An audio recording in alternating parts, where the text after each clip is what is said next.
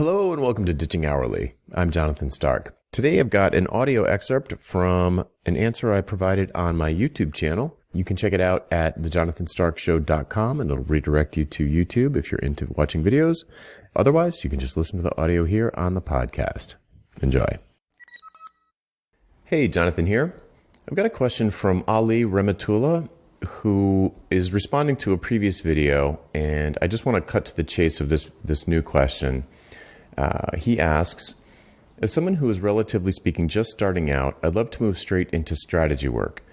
While I don't think yours necessarily translate into expertise, what would you say are some of the skills and or experiences required before someone can make the jump from implementation into strategy? All right, so, this is a big question, and I'm going to kind of break it down a little bit. I think the main thing is that clients need to trust you enough to take your advice. So trust, which isn't really a skill set, is what needs to exist for people to trust you with something as important as strategy. So if we think of the strategic level of engagement is advisory, where if you imagine a building model, the analogy I like to use is you've got an architect who designs the future state, helps the client, with the client, designs the future state.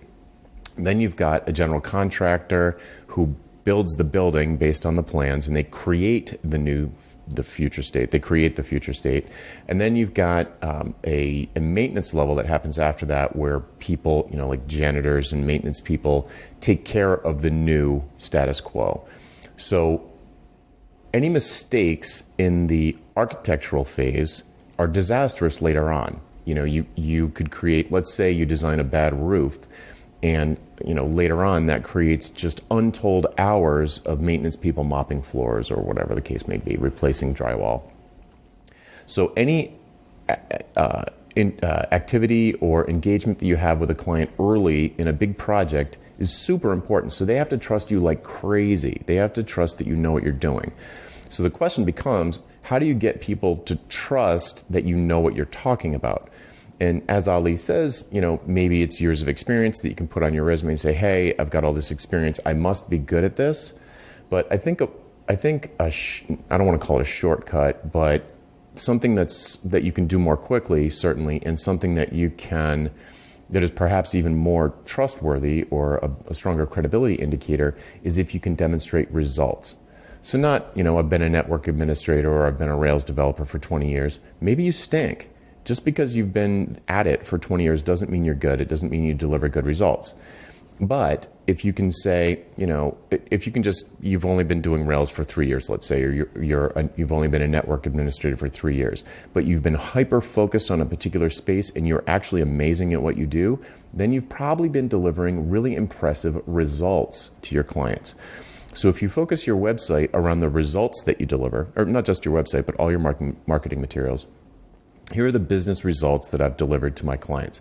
And you get testimonials from them that say, Ali changed the way we do business, I don't know what Ali does, but whatever it is that you do, if you are delivering amazing results, that is going to get people's attention. It's going to increase their trust. There are other ways to increase their trust. You can, present at conferences and really connect with people. You can talk to them. You can get referrals from people that they trust. Entire books are written about how to build trust with the clients. You have to present yourself with confidence. All of these things, a lot of them come with years of experience, but not necessarily.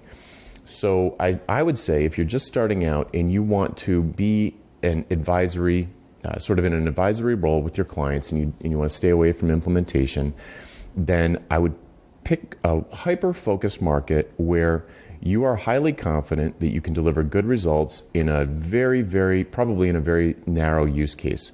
So pick an extremely narrow use case or an extremely narrow vertical or an extremely narrow target market based on a psychographic or a demographic or something really, really specific where you are confident that you can deliver good results, and then deliver the results, get the testimonials, put them on your website, ask for referrals to other people that are in the same hyper-focused market, and you can sort of quickly build up that trust by focusing very, very carefully on solving a specific pain or capturing a specific opportunity for a really tight group of individuals?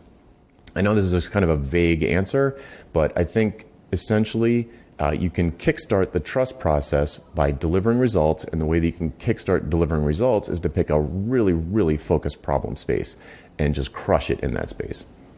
All right, hope that helps.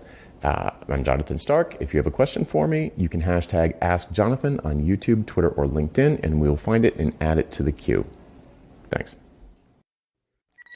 Would you like to learn how to get paid what you're worth? How about selling your expertise and not your labor? We work through all of this together in the pricing seminar. Pre-registration starts soon, and you can sign up to be among the first to know when early bird pricing is announced at thepricingseminar.com. That URL again is thepricingseminar.com. Hope to see you there.